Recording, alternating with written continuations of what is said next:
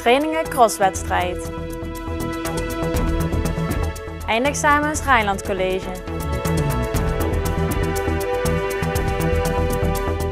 Het is vandaag 24 mei, dit is het Pelemaasjournaal. Onder de titel Expo houdt de kunstwerkplaats Venray op zondag 2 juni van 1 tot 5 voor de laatste keer een open dag. De deelnemende kunstenaars aan kunstwerkplaats Venray exposeren beeldende kunst in de ateliers. Bands van de muziekwerkplaats verzorgen optredens op een buitenpodium aan het Anne-terrein aan de Noordsingel. Omdat de kunstwerkplaats eind juni definitief moet sluiten, bieden de deelnemers ook werk te koop aan. Met Expo zet kunstwerkplaats Venray een punt achter haar bestaan. Wegens geldgebrek moet de kunstwerkplaats dicht. Er zijn drukke tijden aangebroken voor de regionale motorcrossers. Ook in Overloon maken ze zich op voor het jaarlijkse crossweekend. De wedstrijden op circuit Duivenbos vinden plaats op zaterdag 1 en zondag 2 juni. Een van de deelnemers is Jim Jansen uit Venray.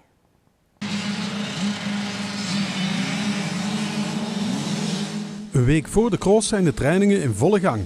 De thuisrijders willen op hun eigen baan natuurlijk goed voor de dag komen.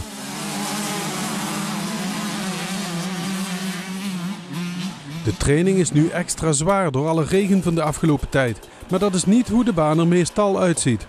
Nou is het modder omdat het veel geregend heeft, maar dit is echt een zandcircuit.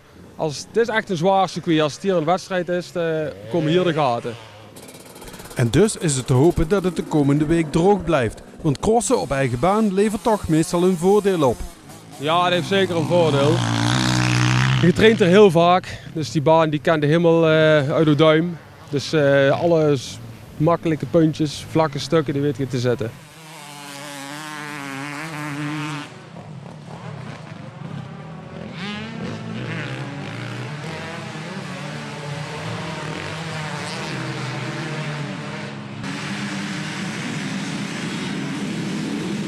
Mijn sterke punten zijn normaal toch wel een beetje de zandbanen, zoals hier, een beetje wat zwaardere banen.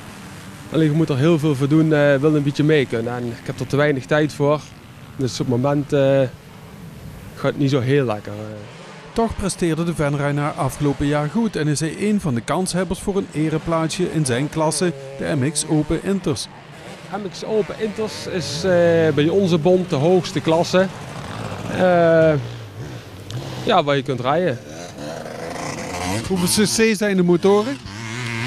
250 cc 2-takt tot 450 cc 4-takt. Het circuit met clubgebouw van de motorsportvereniging is gelegen in Overloon, aan de weg richting Oplo. De vereniging telt ongeveer 150 leden.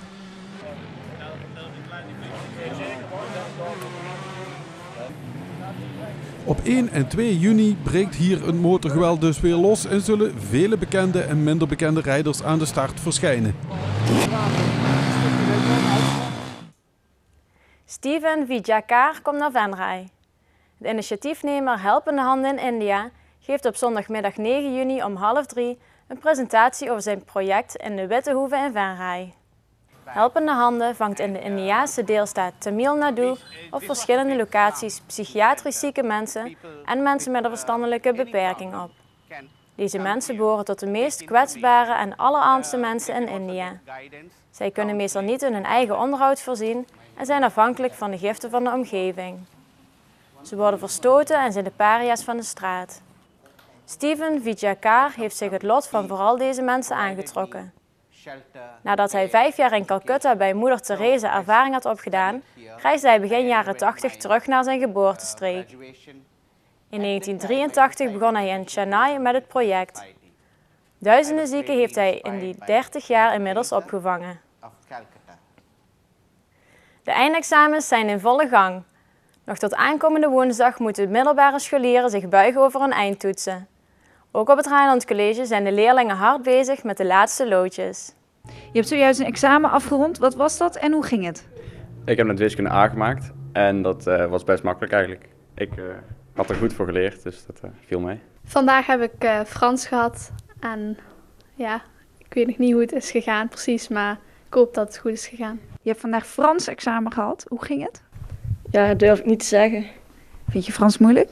Ja, in het algemeen is dat wel een van mijn beste vakken. Hoe gaat de rest van de examens? Nederlands was wat lastiger, dat had ik anders ingeschat. Natuurkunde ging goed. Engels was ook heel makkelijk, heb ik thuis al gecontroleerd. Ik moet een 8 hebben, als het goed is. En filosofie had ik vanochtend, maar daar had ik niet zoveel aan gedaan, omdat ik mijn aandacht op andere vakken had gericht. Want filosofie is mijn extra vak, dus daar hoef ik niet zoveel te leren. Ja, sommige gingen wel goed, maar ik heb ook examens gehad die wat minder gingen of waar ik een minder goed gevoel over had. Nou, ik heb met alle vakken op dit moment best wel veel moeite. Want hoe sta je ervoor? Nee, niet super goed. Dus het is nog spannend of je slaagt. Ja, ik denk zelf van niet, maar Hoeveel examens en welke moet je nog doen? Ik moet nog 4 examens doen en ik heb vrijdag Grieks en scheikunde. Volgende week maandag biologie en volgende week woensdag Frans. Ik heb vrijdag nog Engels en volgende week maandag heb ik nog economie. Wat is het eerste dat jij gaat doen als je klaar bent met al je examens? Ik denk ergens met vrienden eten en 's avonds hebben we ook nog een barbecue met heel VWO. uitrusten.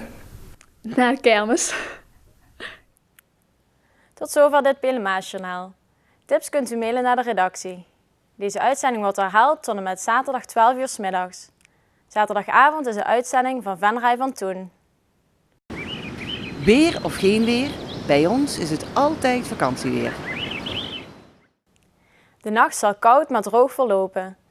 Overdag is het bewolkt en is het op wat motregen na droog. Het wordt ongeveer 15 graden met een matige noordwestenwind. Zondag is het in de ochtend regenachtig. 'S Middags neemt de kans op regen flink af en wordt het 13 graden. Bedankt voor het kijken. Namens het hele team wens ik u nog een fijne avond.